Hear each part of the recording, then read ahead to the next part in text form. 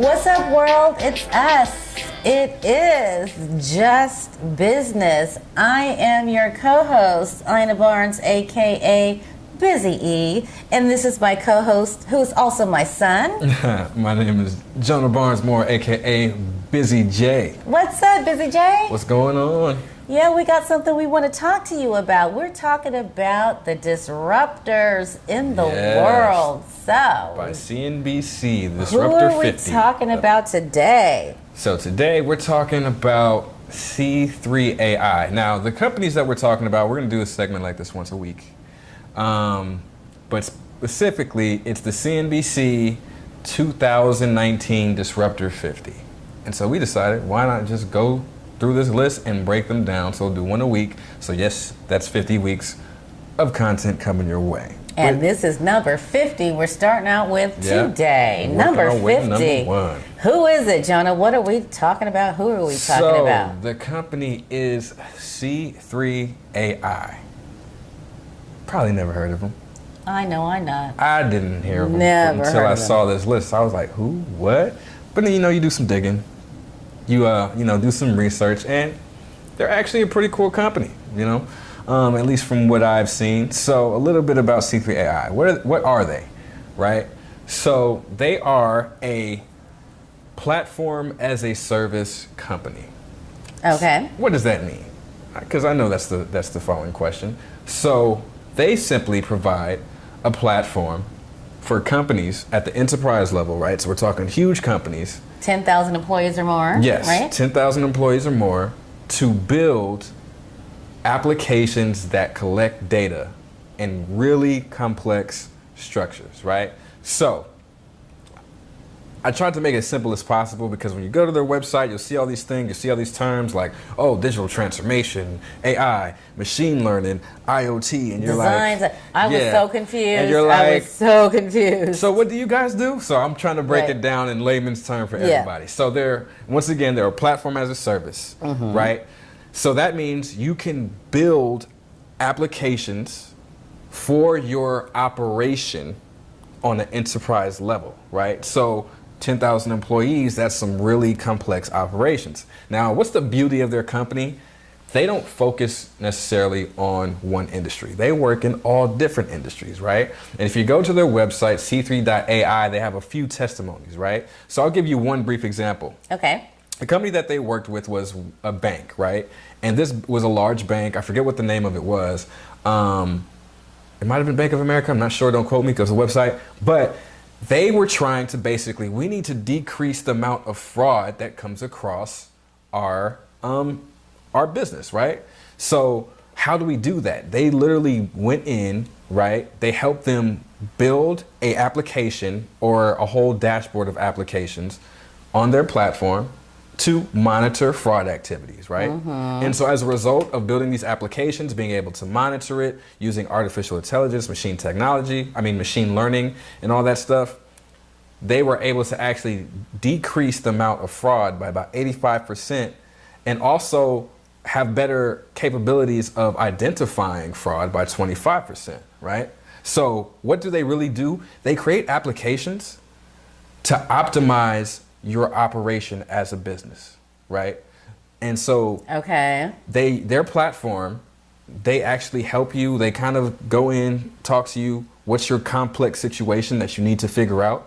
Because at the end of the day, to do something like that, specifically going with the fraud, there's a lot of data that you're collecting, right? Yeah. That's the thing. What I would call data intensive. Exactly. Sure. And so you need to analyze that data, make sense of that data, and then act on that data. So those are the applications that they help these large enterprise companies build, right? Yeah. So they're really a very interesting company, to say the least, right? The CEO, the former CEO, the CEO right now, he was the CEO of Seibel Systems. His name is Thomas Seibel, right? And he had a large exit in 2006. 6.1 billion to Oracle, right? So I say that to say this guy's been in the tech industry and software and the digital revolution for a long time and has been very successful at it, right? So this is his new venture. They started in 2009 and they're on the platform as a service wave. So 10 years ago. Yeah, and so they're really doing pretty good. Their estimated annual revenue is about $20.5 million according to Owler.com, which is very good. But we want to get to something a little more important here, right? So what do? They're a platform as a service. Okay, they provide enterprise solutions for these large companies to help them build data applications to optimize their operations. Okay, cool. You get that? Got it. Yeah. What actually is the reason that they're on the Disruptor 50? Right, because what I couldn't understand is, first of all, so what do they offer? Let's say, so I'm not a 10,000 person company. Let's say I'm a 5,000 person company. Or am I just out of they're not the service for me, or? I'm sure so it all depends, right? How data intensive is your process? That's literally what it comes down to. Okay, so I have to ask myself, what? Do you need complex data analytics? Simple as that. Do I need some serious complex data analytics?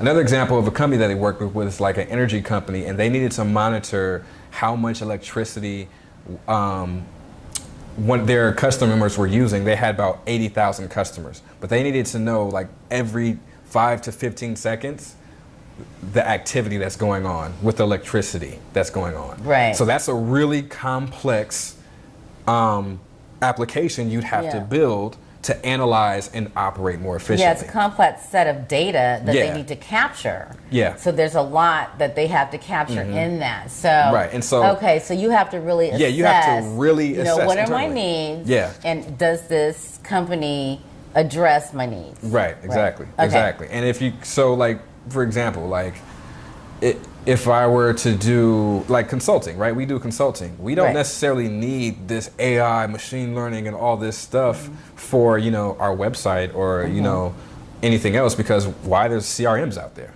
There's there's different CRMs. So why would I need a custom thing when the data points we collect aren't as intensive and aren't as complex, right? Yeah. Now, when you're a large enterprise scale, right, and you can really make these data points more, and the analytics that you get make your operation more efficient. Yeah. That's when the value really comes in. That's why they emphasize on their website enterprise level, right? So their platform then is their service. Yes, their platform is their service. Right. Okay, it's not like they're selling data to you. No. Yeah, their platform is the service. No, okay. So their platform. So when you build these applications on this platform, they have a pay for what you use type model, right? Okay. So on our platform, yes, we're giving you cloud computing, we're giving you the applications, we're giving you the machine learning, but you have to build the application on our platform, and we simply charge you for the data that you're using.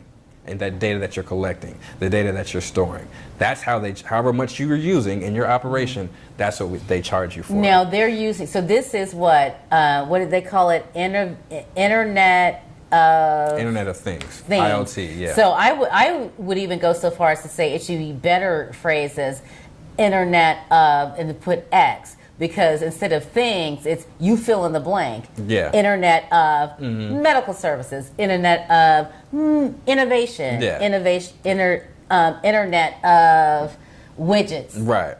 So Internet of cell phones or whatever. So the IoT is Internet of, and they say T for things. So that's kind of they build that for cloud computing using Amazon. Right? Yes. So am I right? Yeah, their platform, right? So the platform that they provide is actually built on Amazon Web Services, right? Hello, Amazon. Hello, Sherry. So it's like the underlying cloud computing technology that they use to actually provide you that platform is built on Amazon Web Services. Right. So they have their own app on top of that, and so then they present that to their customers like, hey, we have all the tools you need to make these customized applications to collect your data. We'll store it for you. We'll charge you for our services to help you build those applications. and also however much you use, that's how much you pay. So then my question then becomes to you, Jonas. So what makes them a disruptor? What makes them Exactly. Why is this Why are on they this on top this list? 50, number 50 on the list Right. of 50? What makes them so special is my question. And so the deeper went to a real deep dive about this because one thing we know about disruption and disruptors, that term is really used freely and loosely. You know, people don't really sit down and think, well, what is a disruptor? What's not a disruptor? So I'm not sure what CNBC was using, but we like to use our own criteria here at JBM Consultants because Yes, we have do. developed our own theory called the counter innovation theory, right? Yes. And one thing that we do with disruption in the counter innovation theory is we actually try to identify characteristics of disruptors, right? So we can clearly see, okay, this company's disruptor, this company's not. So what we're doing with this whole list is we're literally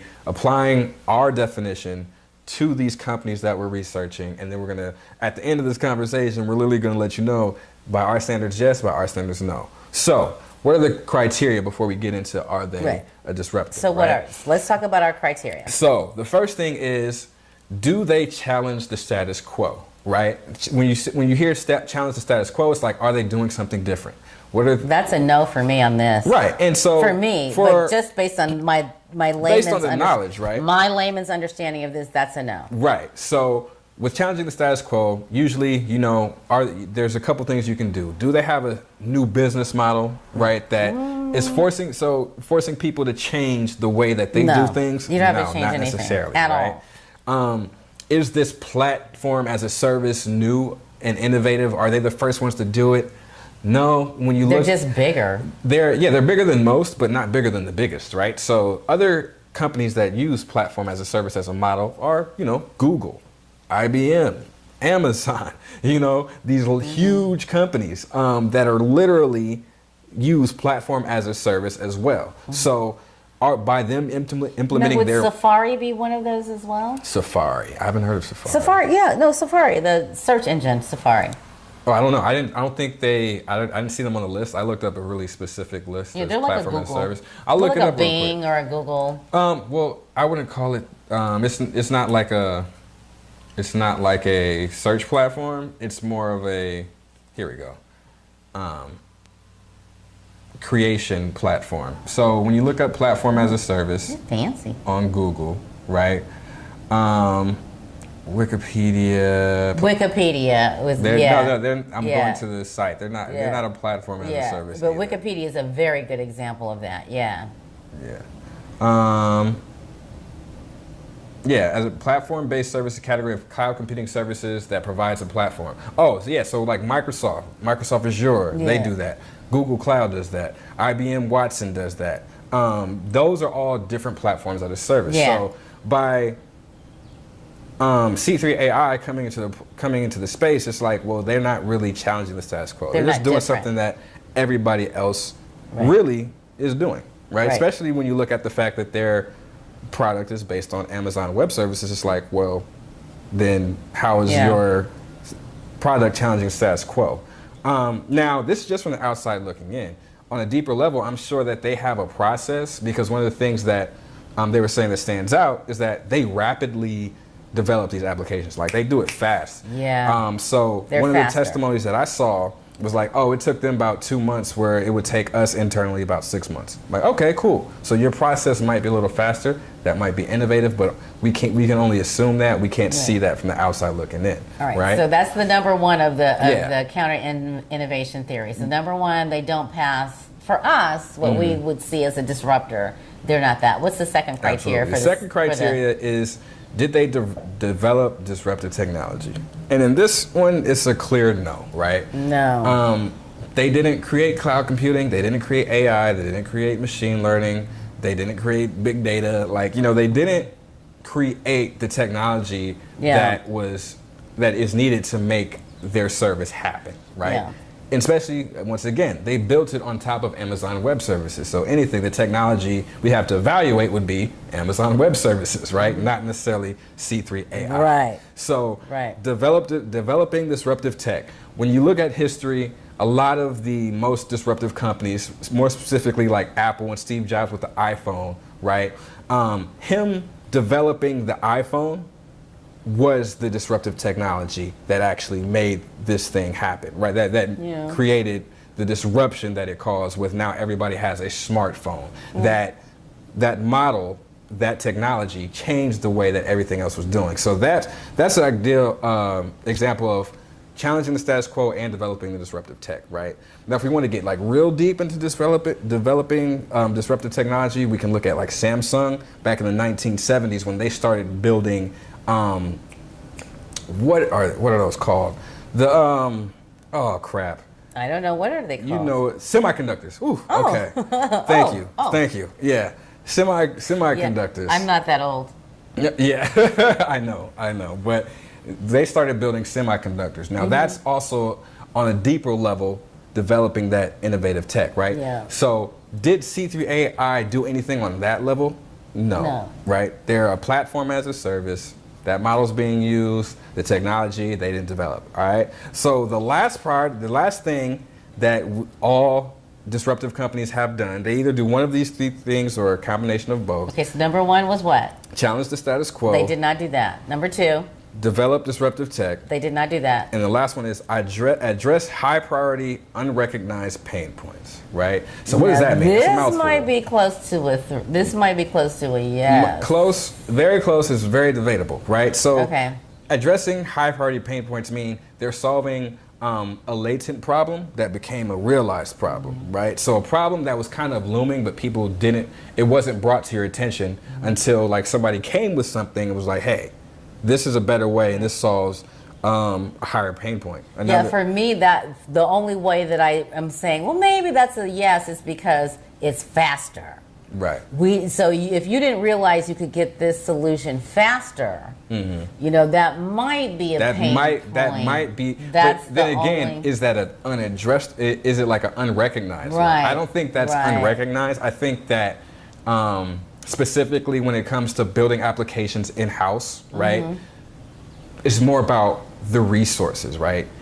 We can build it faster, but are we really gonna use those resources to make sure that we can get it done in 2 months is the real question. When it's easier to just outsource and pay somebody off. Yeah. So it's like, that pain point has already been recognized. Right. It's not an unrecognized pain point. But they didn't need it. They didn't identify it. Right. It's a common pain point, right? So it's like, it's kind of common knowledge, goes without saying. And that's where it kind of even leads right back into challenging the status quo, right? The status quo says, all right, it takes about 6 months. So this is where the gray area comes in. It's like, well, is providing a service at a faster rate considered disruptive? Yes and no, right? Because one reason I'll say no, challenge the status quo, is because when I think of challenging the status quo specifically, I think more in terms of, does everybody in my industry have to change what they're doing? No. Nobody has to do change that. Anything. Just because you do it faster doesn't mean that I can't do a little slower, but you have to think about how fast is really going to separate you from the competition, right? Yeah. How fast do you have to go? Can I be a month slower and that'd be cool? Can I be 2 months slower and that'd be cool? That's where it's like, because you're doing it faster, you're not necessarily challenging the status quo, right? And on top of that, addressing unrecognized pain points, right? When you're in a complex, because their target demographic is enterprise level, complex organizations that have a lot of data and they need to collect it and analyze it, right? They know that it's going to be hard. They know it's going to be time consuming. They know it's going to have a lot of resources, right? So unless there's pain points that they're not seeing that you address, then there's not really room for you to be considered a disruptor, right? So after looking at all these three things, it's like, did they challenge the status quo? No, they did not. Did they develop disruptive tech? No, they did not. Did they address high priority, unrecognized pain points? No, they did not. So why are they on this list? Mainly because they're doing very well and being really successful, right? Yeah, 6.8 billion Well, 2.1 No, what was billion it? is the valuation. 2.1 billion. Yeah, right? 2.1 billion. Yeah. So That's not bad. That's not a- I mean, so- for a company that's not disruptive, is outstanding. absolutely. So think about it like this: are they a successful company? Yes, Yes. absolutely. Do they execute Yes. very well? Yes, absolutely. Do they provide value for customers? Yes, Yes. absolutely. Do they solve a problem? Yes, absolutely. Are they disruptive? Nah, not really. I mean, when you think of the Mount Rushmore, I like to call them the Mount Rushmore of disruption is FANG, right? Facebook, Amazon, Netflix, and Google, Uber and Lyft, right? The Mount Rushmore of disruption. I'm sorry. Did you just say FANG? FANG. FANG. Facebook, Amazon, Netflix, Netflix. Google. Yes. That's really clever. I mean, I didn't come up Well, with I it. didn't. Oh. Yeah, sorry. But that's good. No, it's but no. stock market stuff. It's not like this is the first time I've heard FANG. Nah. But it's stock market stuff. Anyway, that's kind of the Mount Rushmore. That's who we're comparing these companies to using our criteria for disruption. Yeah. Okay, you say these companies disruptor. Let's go take a look. Amazon. Let's look at Amazon. Amazon, did they challenge the status quo in 1997 when they were selling books online before anybody else? Yes, because everybody buys books online now. They changed the way that's done. Right. They changed the way e-commerce is done. Did they develop disruptive tech? Maybe, maybe not. Probably not. Did they address high priority unrecognized pain points? Absolutely. Yes. Because unrecognized pain point was you didn't even realize you could buy books online. You didn't even realize that you did not have to leave your house for anything. You didn't ever. realize you could read a book without having to have a book in your hand. You don't even have to read. Just it can be read out loud to you in your car. Exactly. You didn't. Exactly. Those kind of things. Yeah. Those are what make them disruptive. Netflix, right? Did they challenge the status quo? Absolutely. Yeah. Right? Even before they even got on the internet, when they started with just sending you DVDs as opposed to you having to walk into that store at Blockbuster. So we get it. So right? we're basically saying that they're not. They just compared to the Mount Rushmore and everything that everybody's the real disruptors of our time and of our era. Are they considered disruptive? Right. No. Are they successful? Absolutely. Yeah. And so a kind of underlying thing here that I'm starting to realize is that the true disruptors, right, are not always successful, right? When we think about the technologies, so break each one of these categories down by itself. Who challenged the status quo? Fun facts for you. Lyft is not novel. The CEO of Lyft did not come up with the idea by himself. What did he do? He was in Zimbabwe and saw that's how they were doing taxis, right? So he was like, oh, snap. Why don't I just bring that concept to the U.S. here? And that became a success, right? You're saying it's kind of an African concept? Well, yeah, you can, yeah. But the bigger concept is this.